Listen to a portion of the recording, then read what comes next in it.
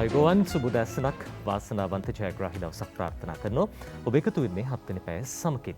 අද දවසේදී අපි කතා කරන්න සූදානම් වඩාත් විශේෂිත ක්ෂේත්‍රයක් පිළිබඳව. දැන් කොරෝනාව ව්‍යාප්ත වෙන කාල සීමාවක් හින්දාම අපිට හිතෙන දෙයක් තමයි අපේ මිනිස් ශ්‍රමය දැන් මේ දවස්වල මේ අපතේ යනවද, හරියට අපි පාවිච්චි කරනවද? විශේෂයෙන්ම අපි දන්න කාරණාව රටේ බොහෝ පිරිසක් රැකියා ක්ෂේත්‍රවල නිරත වුණත් ඒක හරිහැටි සිද්ධ වෙන්නේ නැහැ. සමහර වෙලාවට වෙනදට සේවය කරපු පැය ගානට වැඩිය අඩුවෙන් තමයි අපි සේවය කරන්නේ. ඒ වගේම දැන් අලුතෙන් රැකියාවක් හොයාගන්න ගියාමත් ලොකු අභියෝගයකට බොහෝ පිරිසක් මුහුණ දෙනවා. ඒකට හේතුව රට යථා පරිදි කටයුතු කරන්න ක්‍රියාත්මක වෙන්නේ නැහැ. ඒ හින්දා අර කලින් තිබ්බ රැකියා අවස්ථා දැන් තියෙනවද කියන කාරණාවත් ටිකක් හොයලා බලන්න ඕන දෙයක්. ඒ නිසාම අපි විශේෂයෙන්ම අද දවසේ කතා කරන්න හිතුවා රැකියා පිළිබඳව, මිනිස් බලය පිළිබඳව, ඒ වගේම රටේ වඩාත් අවධානයට ලක් වෙච්ච පිරිසක් තරුණයින්, මේ තරුණයින් පිළිබඳව වැඩි අවධානයක් යොමු කරමින් අද දවසේ අපේ 7 වෙනි පැය සාකච්ඡාව මෙහෙයවන්නට අපි හිතුවා. අද ඒ සඳහා අපේ විශේෂිත පුද්ගලයන් දෙපළකට ආරාධනා කළා. අපි හඳුනා ගන්නෙමු කවුරුන්ද කියන වග. අපිත් එක්ක එකතු වෙනවා තරුණ හා ක්‍රීඩා අමාත්‍යාංශයේ ලේකම්තුමන් අනුරාධ විජේකෝඩ් මහත්මයා. සුබ දැසනක් ඔබතුමන්ට. සුබ දැසන. ඒ වගේම අපිත් එක්ක එකතු වෙනවා මිනිස් බල හා රැකිරක්ෂා දෙපාර්තමේන්තුවේ අධ්‍යක්ෂ ජෙනරාල්තුමිය අනුෂා ගෝකුල ප්‍රනාන්දු මහත්මිය. එතුමිය වගේම අපේ අනුරාධ මහත්මයා මේ බොහෝ දෙනෙක් දන්න හඳුනන චරිත. සුබ දැසනක් අනුෂා මහත්මිය. සුබ දැසනක් මචං. හොඳයි, අපි ආරම්භයක් විදිහට අපේ ලේකම්තුමාගෙන් දැනගන්න කැමති දැන් තරුණ හා ක්‍රීඩා අමාත්‍යාංශයේ ඔබතුමන් අතේ ලොකු වගකීම් කන්දරාවක් තියෙන තරුණයෝ රටේ ජවය. දැන් අමාත්‍යාංශයක් විදිහට මේ දවස්වල මොනවද කරන වැඩ? විශේෂයෙන්ම අපි දන්නා කොරෝනාවත් එක්ක රටේ අර සාමාන්‍ය කටයුතු ඒ විදිහටම සිද්ධ වෙන්නේ. හැබැයි රටක් විදිහට ඉස්සරහට යන්න මේ තරුණ ජවය බොහොම කාර්යක්ෂමව පාවිච්චි කරන්න ඕනේ. මොනවද තියෙන බලාපොරොත්තු සහ විශේෂයෙන් මොනවද ඒ වෙනුවෙන් සකස් කරලා තියෙන වැඩපිළිවෙල? ඕනජිත් ඇත්තටම බොහොම ස්තුතිවන්ත වෙනවා අපි තරුණ ක්‍රීඩා අමාත්‍යාංශයේ හැටියට අද අපිට 7 වෙනි පැය අවස්ථාව ලබා දීම සම්බන්ධයෙන් ITN රූපවාහිනියටත් විශේෂයෙන් ඔබට මම හිතන්නේ මේ අපි අද කතා කරන්න බලාපොරොත්තු වෙන මාතෘකාව කාලීන මාතෘකාවක්. මට හිතෙනවා මේ කාලීන කියලා කියනකොට ඒක මීට අවුරුදු 25කට 30කට කලින් කතා කරන්න පුළුවන් නම් එතකොටත් ඒ කාලේ මම හිතන්නේ වඩා වැදගත් වෙනවා. මොකද අපි දැන් අවුරුදු ගණනාවක් කියන්නේ නිදහස් ලැබලා අපි අවුරුදු 73ක් වෙනවා.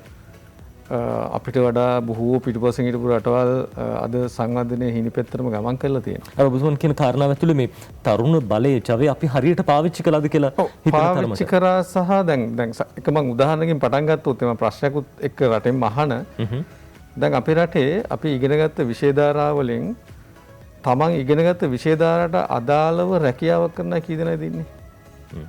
දැන් උදාහරණයකට බැලුවොත් එහෙම බැංකු ශාස්ත්‍රයේ රැකියාව කරන්නේ වාණිජාංශය ඉගෙන ගත්ත අයද?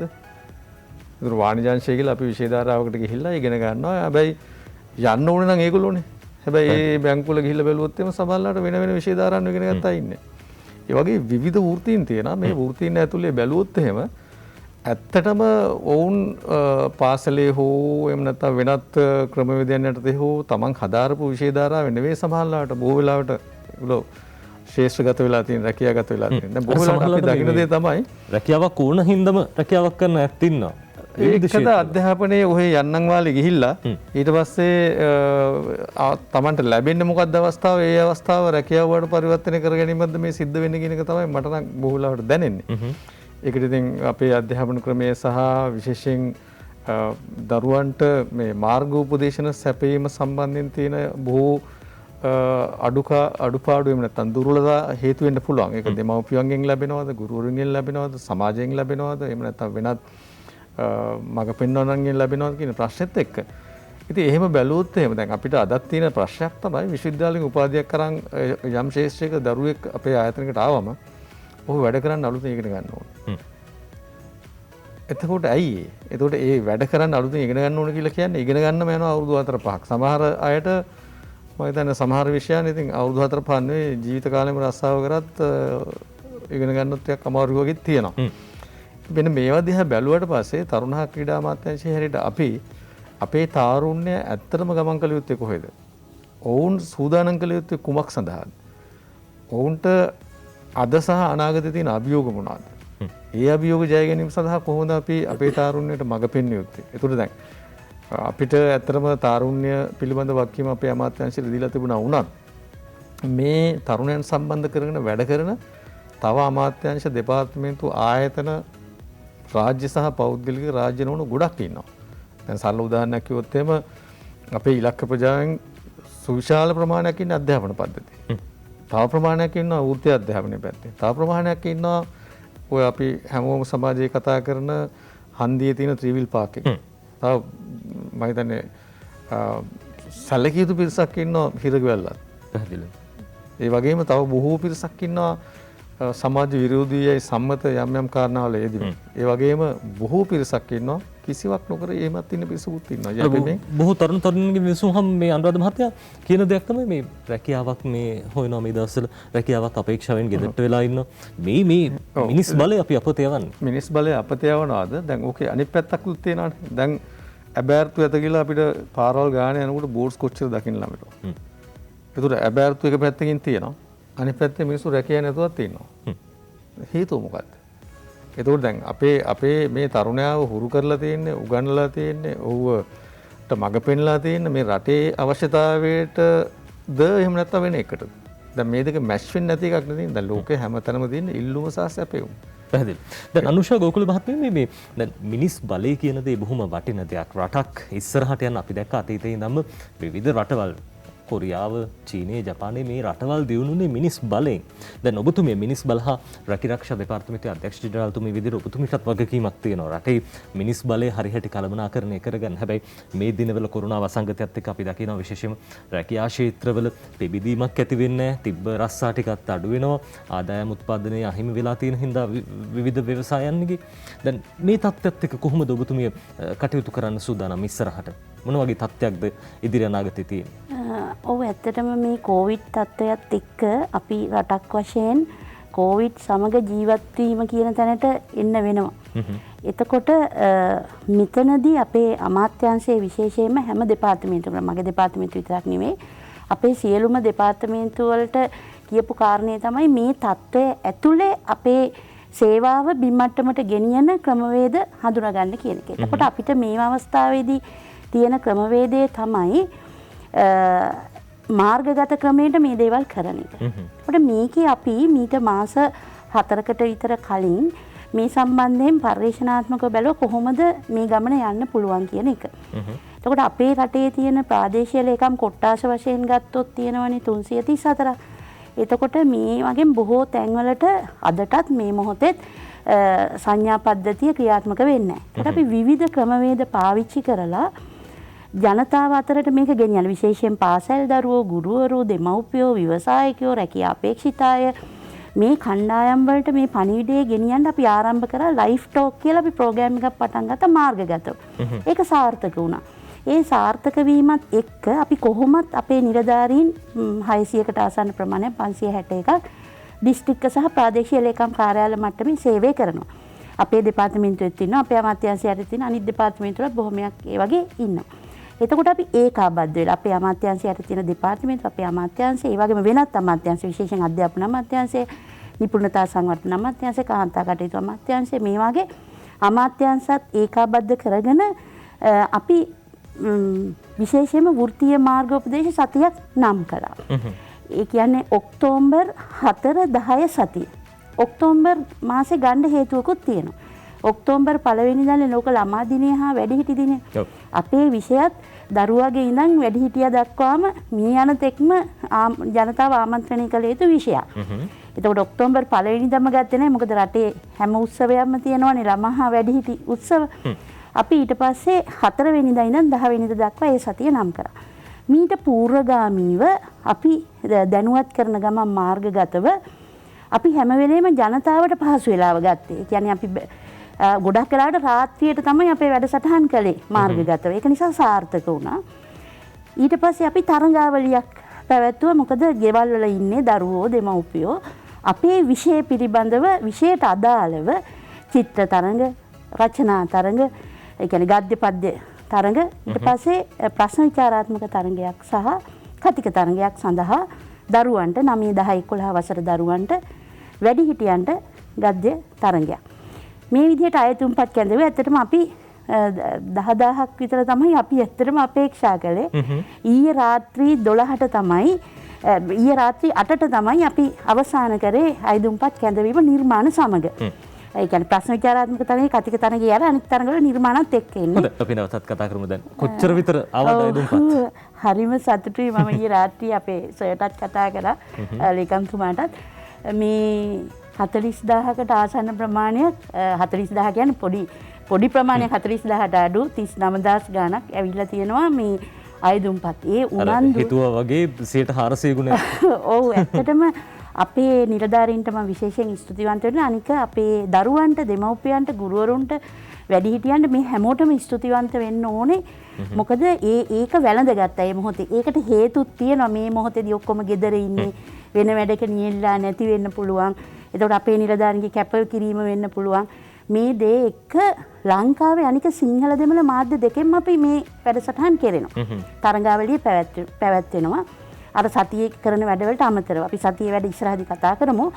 එතකොට ඊයේ රාත්‍රී 8 වෙනකොට අපි 8:01ටවත් අවස්ථාව දුන්නේ මොකද කාලකලමනාකරණය නිශ්චිත වෙලාවට වැඩ කිරීම කියන දේවලුත් අපි සමාජගත කරන්න. ඉතින් ඒක නිසා අපි ඇත්තටම හැම කෙනෙකුටම මේක ආදර්ශයක් වෙයි. අපි ඒ සම්බන්ධයෙන් ඉදිරියේදී කටයුතු කරා අපේ අමාත්‍යාංශයේ පැත්තෙන් කියන්නේ අනික් ආයතන වලටත් මේක ආදර්ශයට ගන්න පුළුවන්. මිනිස්සුන්ගේ ආකල්පමය වෙනසකට යන්න. ඔව් අපිට කරන්න පුළුවන්.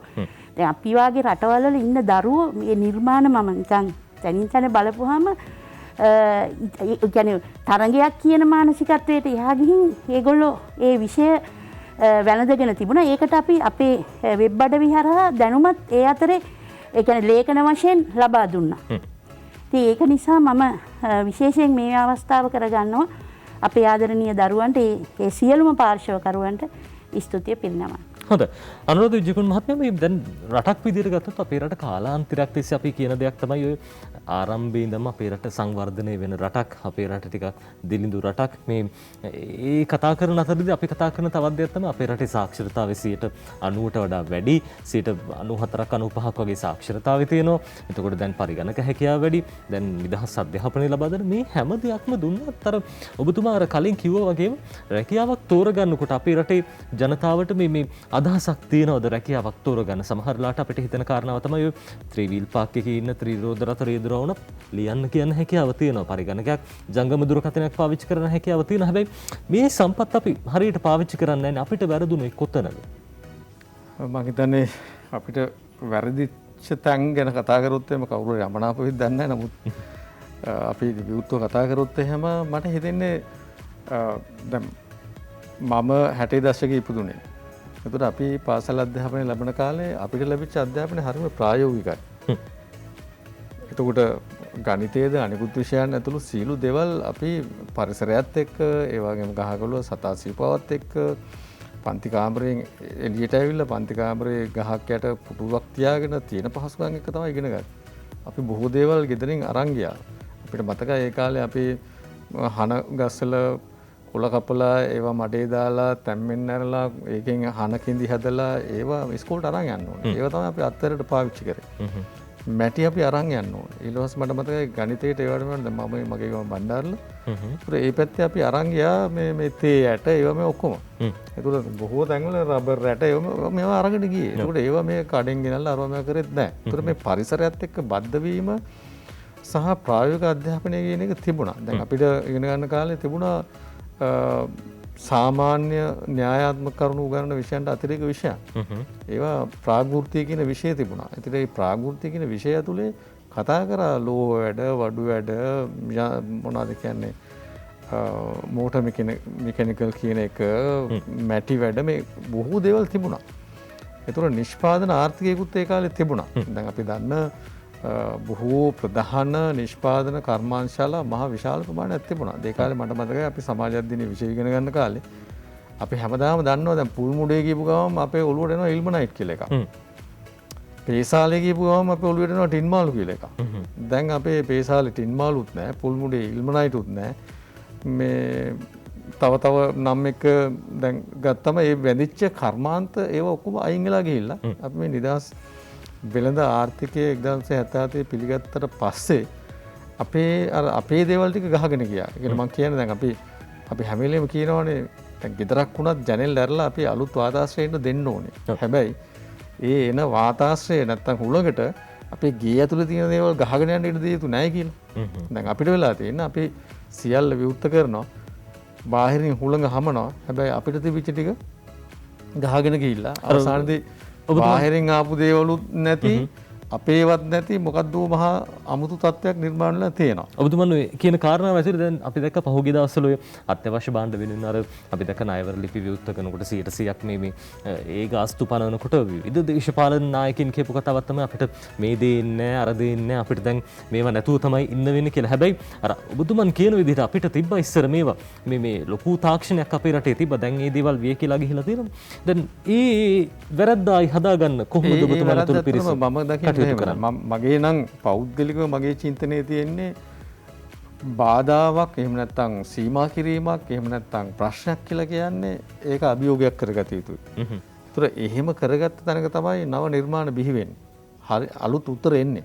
ඒ කියන්නේ අපිට කිසිම අභියෝගයක් නැත්නම් ගැටලුවක් නැත්නම් ප්‍රශ්නයක් නැත්නම් ওই සාමාන්‍ය ක්‍රමයට යනවා කියලා කියන්නේ ඒතර වර්ධනයකුත් නැහැ. මිනිස්සු ලෝකේ හැමදාම තමන් මුහුණ දුන්න ප්‍රශ්න ගැටලු අභියෝග වලට උත්තර හොයම තුළ තමයි මේ ලෝකේ ඉස්සරහට ගිහිල්ලා තියෙන්නේ. දැන් උදාහරණයක් ගත්තොත් අපේ ගල්යුගේ මිනිස්සුන්ට සීතලෙන් ආරක්ෂා වෙන්න, වනසතුන්ගෙන් ආරක්ෂා වෙන්න සීතල සහ ඒ දේවල් දැනෙච්ච නිසා තමයි ඒගොල්ලෝ අතුකුල අදින්න පටන් ගත්තේ. ඉතින් ගියාම ඒකත් ප්‍රමාණවත් නොවනකොට තමයි ඒගොල්ලෝ ඊට පස්සේ ගස්වල පට්ට සත්තු හැම ඒවා පාවිච්චි කරන්නේ. ගල් ගුහාව ප්‍රමාණවත් නොවනකොට තමයි මිනිස්සු නිවස කියන සංකල්පිට යන්නේ. ඒතර ඒ වගේ හැම දෙයකම මිනිස්සුන්ට ගැටලු ප්‍රශ්න අභියෝග එන හැම වෙලාවෙම මිනිස්සු නිර්මාණශීලීව හිතනවා. ඒකට උත්තර හොයනවා. එතකොට තමයි සමාජයක් ඉස්සරහට යන්නේ, ආර්ථිකයක් ඉස්සරහට යන්නේ, රටක් ඉස්සරහට යන්නේ, මිනිස්සු ඉස්සරහට යන්නේ. ඉතින් මම කියන්නේ අභියෝග කියන ඒවා ඉබේනේ නැත්තම් බලහත්කාරයෙන් හරි ඇති කරන්න ඕන. ඒ කියන්නේ මම ජීවිතේ හැමදාම අත්දැකපු දෙයක් තමයි ඉලක්ක දීම කියන එක. අරමුණු හදලා දීම කියන්නේ. එතකොට දැන් මගේ දරුවන්ටත් මම බොහෝ දේවල් කරේ දෙයක් ලබා ගන්න කොවිලා හරි උත්සාහ කරොත් මම කියන්නේ රයිට්. ඔයා මේක කරන්න. ඒක කරොත් ඔයාලට මේක දෙන්න. එතකොට අර අරමුණ තමන්ගේ අවශ්‍යතාවය ඉෂ්ට කර ගැනීම සඳහා අරමුණ කරා යනවා. පැහැදිලි. එතකොට එකක් දෙමව්පිය හැටියට අපි බලාපොරොත්තු වෙන දේ දරුවන් තුලින් ඉෂ්ට වෙනවා. අනිත් පැත්තෙන් දරුවා අපේක්ෂා කරන දේ එයාට යම් අවස්ථාවකදී ලැබෙනවා. හොඳයි. ඉතින් මෙන්න මේ වගේ තත්ත්වයන් තුළ තමයි රටක් ඉස්සරහට යන්නේ. මම මේ කියන සීමා කිරීම ඇතුළේ දකින්නෙත් අවස්ථාවක්. ඒ අවස්ථාව පාවිච්චි කරනවද නැද්ද කියන එක මම හිතන්නේ කුසීත කම්මැලි එහෙම නැත්නම් මේ කාගෙන් හරි ලැබෙන දෙයක් කාලා බීලා ඇඳලා ඉන්න සංස්කෘතිය අගේ කියන අයට හැර මම හිතන්නේ දේශීය චින්තනයක් තියෙන දේශීය වශයෙන් අපිට දෙයක් ඕනේ කියන කවුරු හරි ඉන්නවා නම් එයාට මේක ඊටාම මහඟු අවස්ථාවක්. දැන් මේකේ තව එකක් කියන්න ඕනේ. මට මතකයි මගේ ඉස්සර යාළුවෙක් හිටියා. කියන්නේ ඉස්කෝලේ යන කාලේ මේ දැන් එයාගේ අමුතු කතන්දරයක් තිබුණා. ඒතර මේ ඒ කාලේ බොහෝ වෙලාවට අපි ඉගෙන ගන්න කාලේ අපේ තරුණ කාලේ තිබුණේ මේඩ් ඉන් ජපාන් කියලානේ. ඒ කියන්නේ අපි ගොඩාක් ඒවා කියන 60 70 80 දශකයේදී පිටරටින් එන භාණ්ඩවලදී අපි ගොඩක් දැක්කේ මේඩ් ඉන් ජපාන් කියන එක. ජපාන් ඔක්කොම. ඒතර මිනිහා මේ ඉදිකට්ටක් ගත්තත් ඕකනේ තිබුණේ. ඒතකොට රබර් බෑන්ඩ් එකක් ගත්තද බැලුම් බෝලයක් ගත්තද ඒ ඔක්කොගෙම තියෙන මේඩ් ඉන් ජපාන්. ඒතර එයාගේ ඒක පුරුද්දක් තිබුණා. බලලා ඉවරලා මේඩ් ඉන් ගත් ජපානයෙන්. ඒ කියන්නේ මේ ඉදිකට්ට වගේ පුංචි දේ ජපානයෙන් තමයි එන්නේ කියන එකක්. මට ඒකේ තියෙනවා දැවැන්ත දෙයක්. ඇත්තටම අපිට ඒකවත් කරගන්න බැරිද? ඉදිකට්ටක් හදාගන්න. බැලුම් බෝලයක් හදන්න වෙන අර පුංචි දේවල් ටිකක් හදන්න. දැන් වෙසක් කාලේ බලන්නකො. කෝ අපේ මේ වෙසක් කූඩු. කෝ අපේ සරුංගලේ. දැන් ඒ වෙනකොට ඔක්කොම ඇවිල්ලා. ඇයි අපිට දේශීය නිෂ්පාදන කර්මාන්තයට යන්න බැරි? ඇයි යාමේ මොකක්ද තියෙන වැරද්ද? ඒකේ ආඩම්බරයක් නැද්ද? මම හිතන්නේ මේ තමන්ගේ දේ ගැන ආඩම්බර වෙන තමන්ගේ දක්ෂතාවය කුසලතාවය ගැන ආඩම්බර වෙන જાතියක් අපිට අවශ්‍යයි. එහෙම නැතුව කාගේ හරි දෙයක් ගැන අපි යැපෙන මානසිකත්වයක් හදාගත්තොත් මම හිතන්නේ රටක් හැටියට ඉස්සරහට යන්න බෑ. ඒකට මේ ඔය කියන දේශීය චින්තනයේ දේශීය ආර්ථික ක්‍රමයක් දේශීය අධ්‍යාපන ක්‍රමයක් වෙනුවට අපි එක එක්කෙනාගේ කොහේ හරි තිබිච්ච දේවල් වැළඳ ගැනීම කියන්නේ වැළඳ ගැනීම හොඳයි අලුත් වෙන්න ඕනේ මං කියන්නේ අර හුළඟ ගේ ඇතුළට එන්න ඕනේ හැබැයි අපේ දේවලුත් ආරක්ෂා කර ගන්න ඕනේ මට හිතෙනවා යම් තැනකදී කාලාන්තරයක් තිස්සේ මෙන්න මේ වැරද්ද රට ඇතුලේ සිද්ධ වෙමින් ගිහිල්ලා අද වෙනකොට ඒක ටිකක් උරුතු දෙන්නේ නැති මට්ටමකටම පත් වෙලා තියෙනවා කියලා. පැහැදිලි. මේ තැන් නිවැරදි වෙන්න ඕනේ. ඒ නිවැරදි කරගන්න විශේෂයෙන්ම රටක් විදිහට ජනතාවක් විදිහට අපේ හුර මත කර මත වගකීමකුත් පැවරිලා තියෙනවා. විශේෂයෙන්ම මිනිස් බලය හරියට කළමනාකරණය කරගන්නේ කොහොමද? අර මෙතුමා සහ අනුෂා ගෝකුල් මහත්මිය කියපු කාරණා අතර තිබා අපිට අර රැකියාවට ආදරය කරන චරිතයක් වෙන නම් මේ විශේෂයෙන්ම තමුන්ට ගැළපෙන සුදුසුකම් තියෙන තමුන් කැමති රැකියාවක් තෝරගන්න ඕනේ. අපි විරාමයෙන් පස්සේ කතා කරන්න සූදානම් කොහොමද මේ කටයුත්ත කරන්න කියලා. අපි විරාමයක් ලබා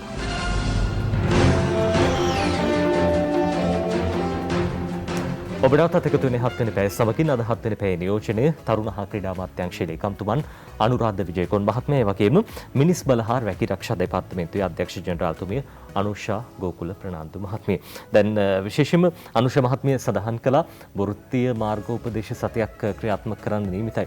වෘත්තීය මාර්ගෝපදේශනයේ කොහොම අපේ රටේ බොහෝ පිරිසක් හිතනවා මේ අර සාම්ප්‍රදායික දේවල් අර සහතිකයක් දෙනවා මේ සහතිකයෙන් තමයි අපි ඉස්සරහට යන්න ඕනේ. හැබැයි අර හැකියාවන් දිනු වෙලා නැහැ කියලා හිතන මට්ටමට මේ තත්ත්වෙ ගිහිල්ලා තියෙන. අතර වෘත්තීය මාර්ගෝපදේශන කියන්නේ මොකක්ද?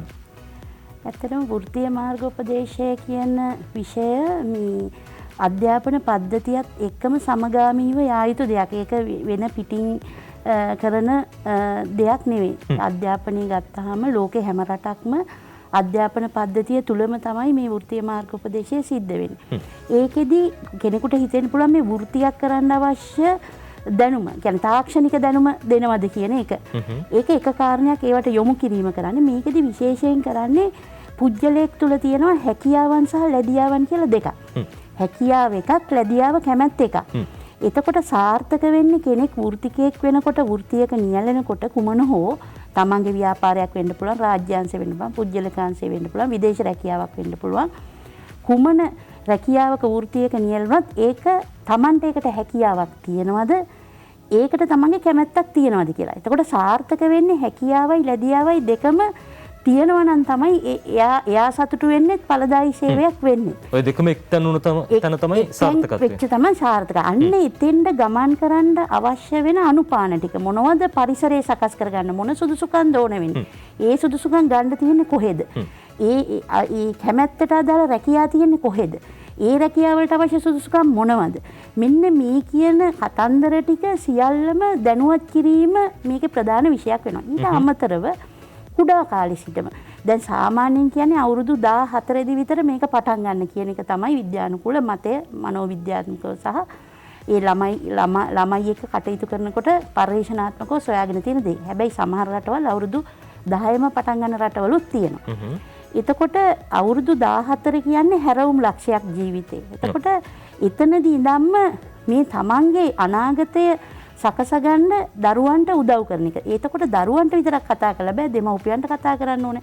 ගුරුවරු ඒක දැනගන්න ඕනේ, වැඩිහිටි සමාජය දැනගන්න ඕනේ. මෙන්න මේ වාගේ දැනුවත් කිරීම විශේෂයෙන්ම මේ ඒකට අවශ්‍ය දැනුම, කුසලතාවය, ආකල්ප, අත්දැකීම්, පළපුරුදු මේ සියල්ලම අත්පත් කරලා දීම තමයි මෙතනදී සිද්ධ වෙන්නේ. දැන් අපේ රටේ වෙන දේ තමයි අපි ඒකාබද්ධ සංවර්ධන ප්‍රවේශය කියන දෙයට එකතු වෙලා වැඩ කරනවා කියන සංස්කෘතිය බොහෝ දුරස් අපිට ඒක කොහොම වුණාද කියලා හිතා ගන්න බෑ. මේ එකතු වෙලා සහජීවනයෙන් වැඩ කරන තත්ත්වය ගොඩනගන්නත් ටිකක් අමාරුයි බොහෝ වෙලාවට. හැබැයි අපේ ආයතන බහුතරයක් එකතු වෙලා මේ දේ කරන්න ඕනේ. කියන්නේ පාසල තුල ගුරුවරු, එතකොට වෘත්තීය මාර්ගෝපදේශය අපි අපේ දෙපාර්තමේන්තුවේ අපි ව්‍යවස්ථාපිතවම කරාට ඒක කරන ගොඩක් ආයතන තියෙනවා. පුජ්‍යලික ආයතන වෙන්න පුළුවන්. ඊට අමතරව නිපුණතා සංවර්ධන අමාත්‍යාංශයේ ඒ වගේ විවිධ ආයතන කරනවා.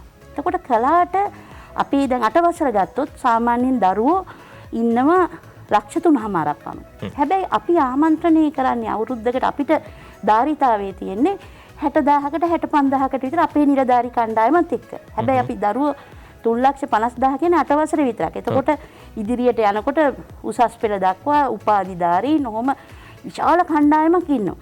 ඒක අඛණ්ඩව සිද්ධ වෙන්න ඕනේ. අපිට මතක් වෙච්ච වෙලාවට හරි අපේ ක්‍රියාකාරී සැලැස්ම තියෙනවා, අපි මේ ටික කරනවා කියලා හරි අපේ ලේකම්තුමා හැම වෙලේම කියන්නේ එකයි සමස්තය ආමන්ත්‍රණය කරනවා.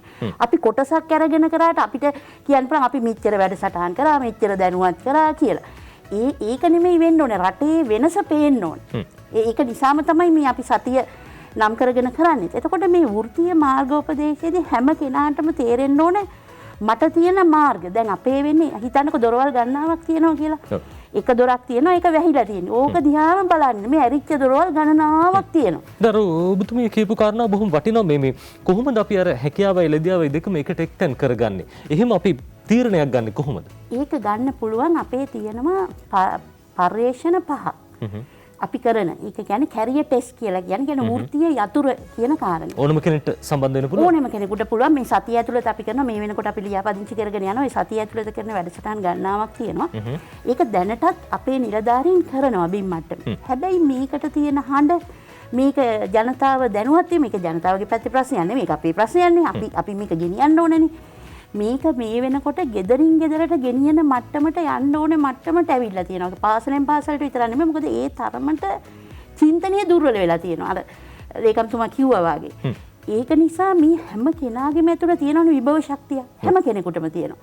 හැබැයි මේ විභව ශක්තිය තනියම Tamanට හෝ දෙමව්පියන්ට තේරුම් ගන්න හඳුනා ගන්න බැරි වෙන්න පුළුවන්. ඒක අපේ ඉස්සර තිබ්බා. දැන් මේ යතුරු මේ කැරිය කියන එක වෘත්තීය යතුරක් තිබ්බේ නෑ ඉස්සර. ඉස්සර හොරන් අම්මා කෙනෙක්ගෙන් තාත්තගෙන් ගමේ පන්සලේ නායක හාමුදුරුවෝ ගමේ වෙද මහත්තයා කෙනෙක් ඔන්න ඔය කොළු පැටිය ඔන්න ඔකට යවන්න කියලා ඒ ජන විඥානයේ තිබ්බ සමාජයක. හැබැයි අපි ඒව දිය කරගෙන ගියානේ හිතලා නොවෙන්න පුළුවන්. නමුත් ඒක වුණා. ඒකට දැන් විද්‍යානුකූල ප්‍රවේශයක් ඒකට ලෝකේ හඳුනාගෙන තියෙනවා. ඒකට ඒක අපිත් කරනවා. එතකොට අන්න එතනදී පුළුවන් දරුවගේ ඒක හරි සුන්දරයි. අතරම මම මේ අමාත්‍යාංශයට අපේ ලේකම්තුමා අපි ඔක්කොමලා මේ මෑතක නේ අපි වෙන වෙන ආයතන වල ඉන්න අපිත් හදාරමින් හරිම රසවත්. එතකොට ඒක කරන්න පුහුණු වෙච්ච හොඳ නිලධාරී කණ්ඩායමක් අපිට ඉන්නවා. එතකොට අපි දැන් අධ්‍යාපන අමාත්‍යාංශයත් එක්ක අධ්‍යාපන ප්‍රතිසංස්කරණ අමාත්‍යාංශයත් එක්ක නිපුණතා අමාත්‍යාංශයත් එක්ක ඒකාබද්ධ වෙලා තමයි මේ දේ කරන්න යන්නේ. දැන් දරුවෝ දැන් ගත්තාම කියනවා තමන්ගේ උසට සහතික තියෙනවා. හැබැයි ඕන සහතිකේ නෑ. දැන් කියනෝනේ අපිට මෙච්චර ඉගෙනගෙන තියෙනවා රස්සාව නේ. හැබැයි රස්සාවට ඕනේ දේ නෙමෙයි ඉගෙනගෙන තියෙන්නේ. ඒක කලින් දැනගත්තා නම් දරුවා පොඩි කාලෙම ඒ දෙයට යන්න පුළුවන්. අනික තව ප්‍රශ්නයක් තියෙනවා අපේ සමාජයේ තියෙනවා මේ O level A level අපොස සාමාන්‍ය පෙළ උසස් පෙළ අසමත් වුණොත් තමයි වෘත්තීය පුහුණුවකට යන්න ඕනේ කියලා. ඒක වැරදිම මතයක්. ඉතින් අපි බලන්න ඕනේ අධ්‍යාපන ප්‍රතිසංස්කරණ වලදී ඒ පැත්තට යොමු වෙයි. සහ මේ දවස්වල බොහෝ දෙනෙක් අතර තියෙන දේ තමයි ඔය NVQ සහතික. දැන් රට යන්න නම් NVQ සහතිකයක් ඕනේ. මේ සහතිකය ලබා ගන්න නම් වෘත්තීය පුහුණුවකට යන්න ඕනේ කියන කාරණාව. ඔව් ඒ කියන්නේ තමන්ගේ සිහිනය දැක්කට පස්සේ ඒ සිහිනයට යන්න මාර්ග කීපයක් තියෙන්න පුළුවන්. හැබැයි කෙටි කාලයකින් වඩා ඵලදායීව හොඳම මාර්ගය මොකක්ද කියලා තනියම හඳුනා ගන්න බැරි කෙනාට සහාය දෙන්න තමයි අපි වාගේ දෙපාර්තමේන්තු තියෙන්නේ.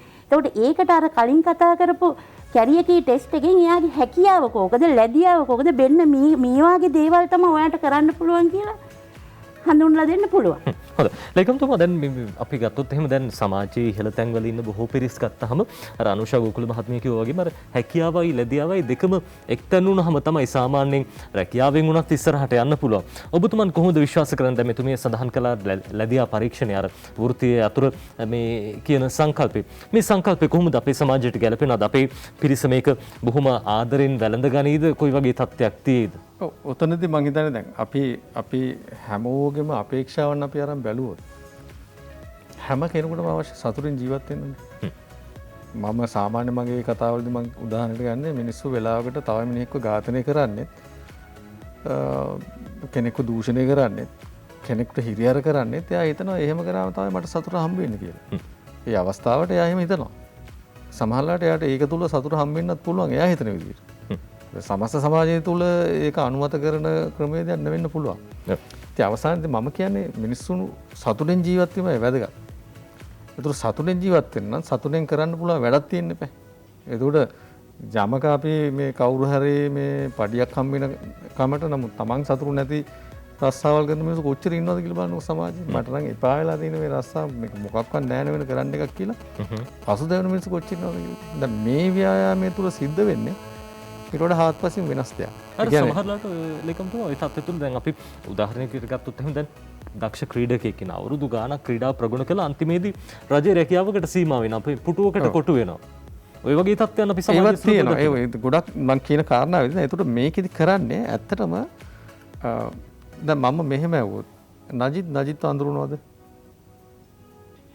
ඔව්. ඔයගේ ප්‍රශ්නයක් මුළු රටෙම ඇහුවොත් අපි දරුවන්ගෙන් දෙමව්පියන්ගෙන් වැඩිහිටියන්ගෙන් ඇත්තටම ඔබ අඳුරනවාද කියන කාරණේ. ඇත්තටම අපි අඳුරනවාද කියන්නේ. දැන් මෙන්න මේ කියන කාරණාවේදී කළමනාකරණයේ තියෙන එක ක්‍රමවේදයක්. එහෙම නැත්නම් ඒකට තියෙන කළමනාකරන ශිල්ප ක්‍රමයක්. ඒකට අපි කියනවා මේ SWOT analysis කියලා.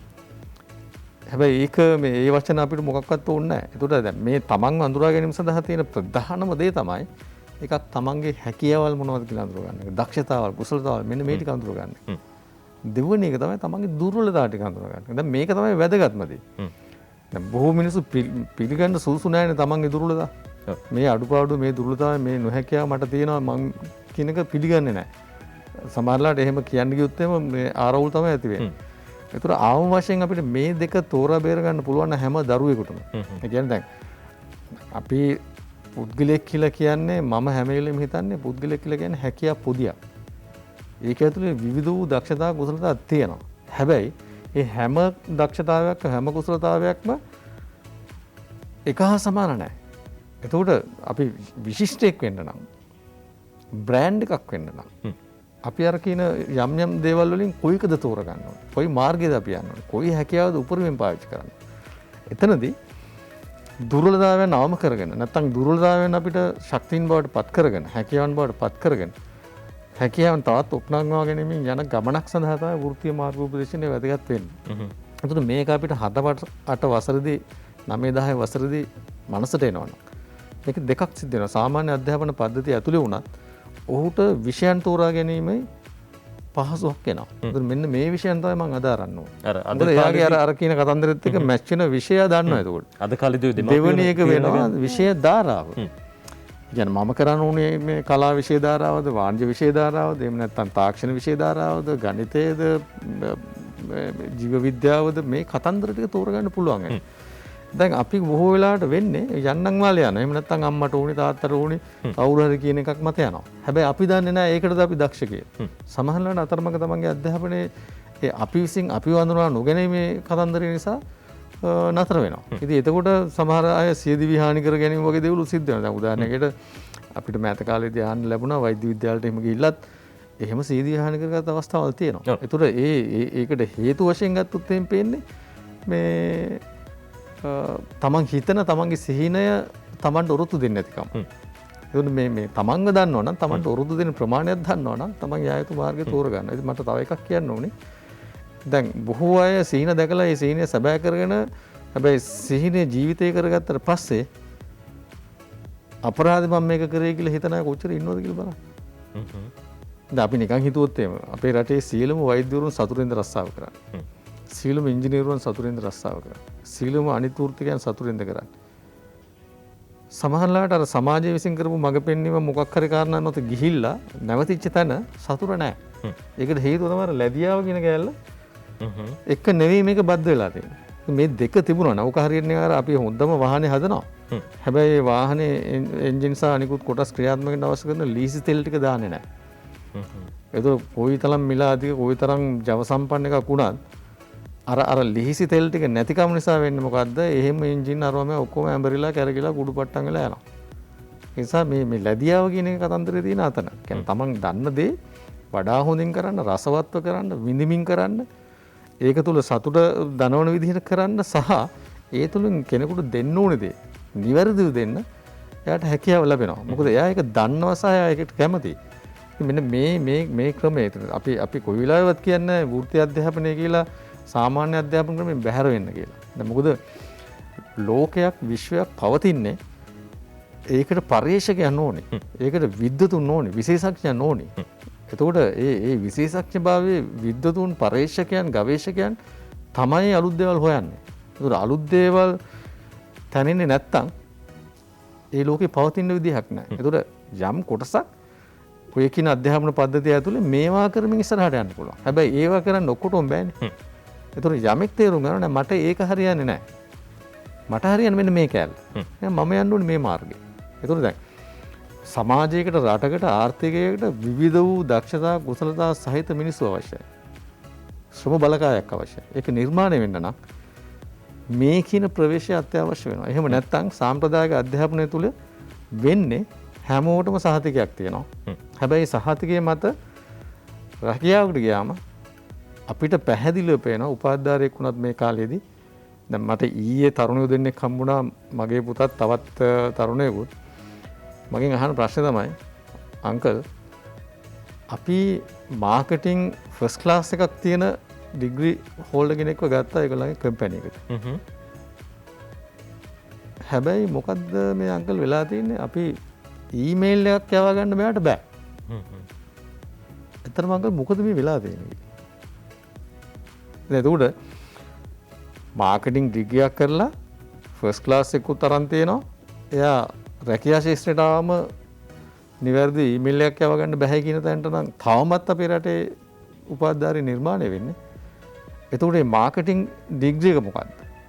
ඇත්තටම දැන් තමන් මම නම් දකින්නේ පළවෙනි කාරණාව තමයි නජිත් පුද්ගලයෙකුට පුළුවන් වෙනුනේ තමන්ව විකුණ ගන්න. එයා ඉංජිනේරුවෙක්ද වෛද්‍යවරයෙක්ද වෙන කවුද කියන එක නෙවෙයි. කොයි තරම් අතිදක්ෂ පුද්ගලයෙක් සහතික සාමුකෝම තිබුණා වුණත් තමන්ට තමන්ව අලෙවි කරගන්න පුළුවන්. ඒ කියන්නේ කාගේ හරි ළඟ අලෙවි වෙනවා කියන එක නෙවෙයි. ඒ කියන්නේ තමාගේ සේවාව හෝ තමාගේ දක්ෂතාව හෝ කුසලතාව හෝ ඒකට වටිනාකමක් නිර්මාණය කරගන්නේ මේ හැකියාවක් තියෙනවා. අර බුදුමනර කලින් කිව්ව SWOT analysis එක නැත්නම් strength weakness සහ opportunity threats මේ තමුන්ට තියෙන ශක්තියින් දුර්වලතා අවස්ථා සහ අභියෝග හඳුනා ගන්න. ඔව් ඒක තමයි. ඒ දැන් අර ටික හඳුනාගත්තට පස්සේ අපිට බලන්න පුළුවන් සමාජයේ තියෙන අවස්ථා ටික. ඒ වගේම Tamanට අභියෝගකාරී දේවල් මොනවද කියන එක. ඒතර මේක ගලප ගන්න හරි ලේසියි. ඒතර මේ ගලපා ගැනීම කරන්න අර ස්වයංව හඳුනා ගැනීම. ඒ කියන්නේ ස්වයං හඳුනා ගැනීම කියලා නම ගම වයස මේක නෙවෙයි. දැන් බොහෝ අය දැන් හිතන්න කවුද කියලා වුත් එහෙම ඔයා වඳුනලා දෙන්න ගියොත් ඔය ටිකනේ කියන්නේ. හොඳයි. අපිට මොහොතක් දෙන්න අපි විරාමයක් ලබා ගන්න සුළු.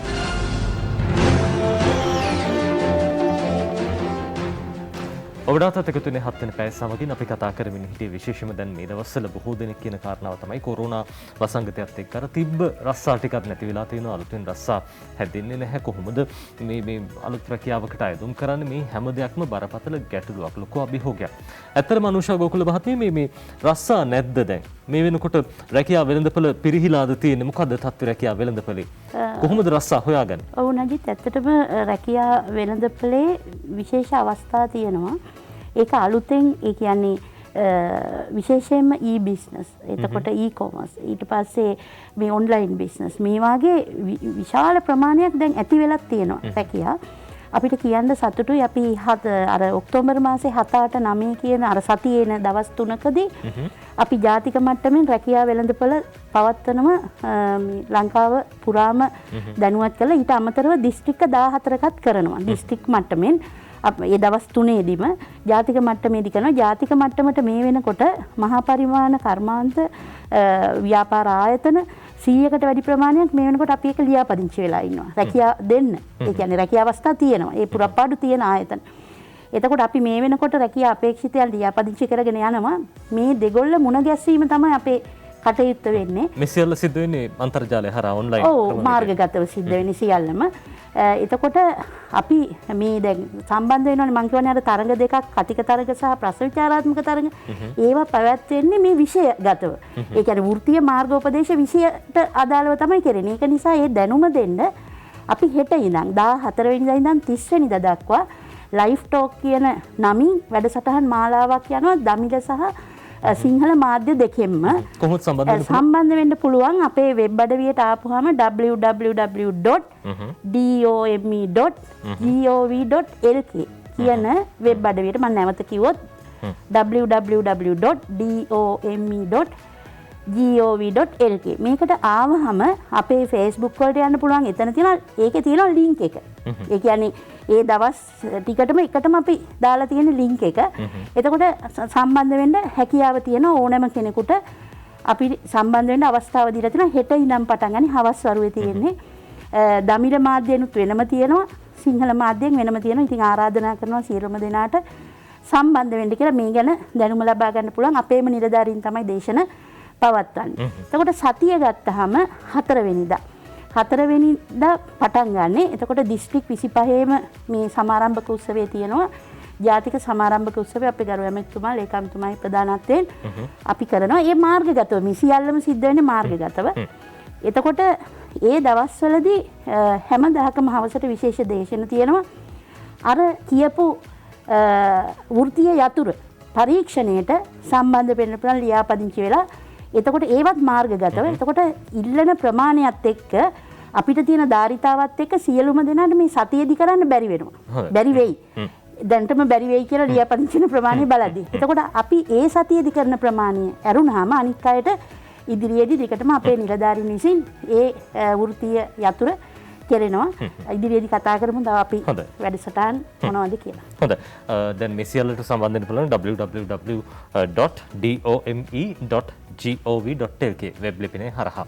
ඒ වගේ මතක් කරන්න වෘත්තීය මාර්ගෝපදේශ සතිය ඔක්තෝබර් 4 වෙනිදා ඉඳන් 10 වෙනිදා වෙනකම් පැවැත්වෙනවා.